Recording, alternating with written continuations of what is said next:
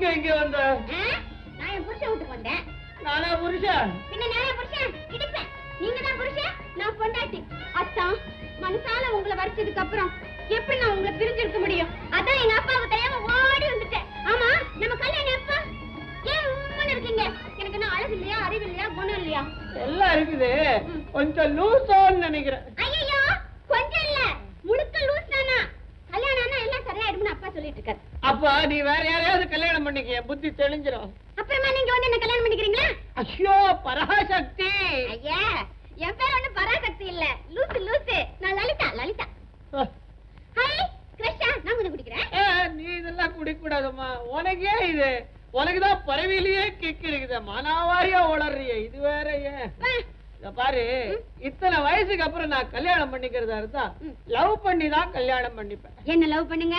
எனக்கு உன் மேல லவ் வரலையே. எனக்கு உங்க மேல லவ் வந்துடுச்சு. ஒண்ணு செய்யலாமா? எனக்கு லவ் வந்துடுச்சு, நான் உங்களை கல்யாணம் பண்ணிக்கிறேன். நீங்க என்ன கல்யாணம் பண்ணிக்க வேண்டாம். நீ ரொம்ப குழப்பற. நீ என்ன குழப்பம்? என்ன தொடர?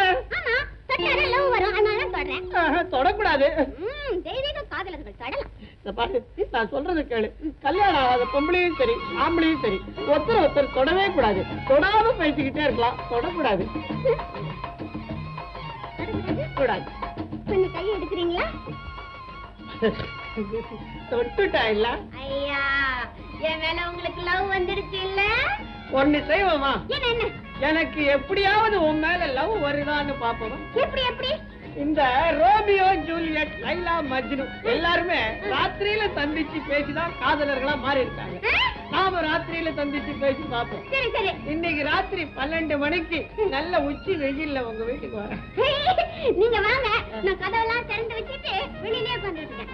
லூசு லூசு. நான் தூங்க மாட்டேன். ஐயோ, திறந்த கதவு வழியாவா காதலா வருவான்? சுவரேறி குதிச்சுதான் வருவான். ஐயோ, செவரேறி குதிக்க போறீங்களா நீங்களா?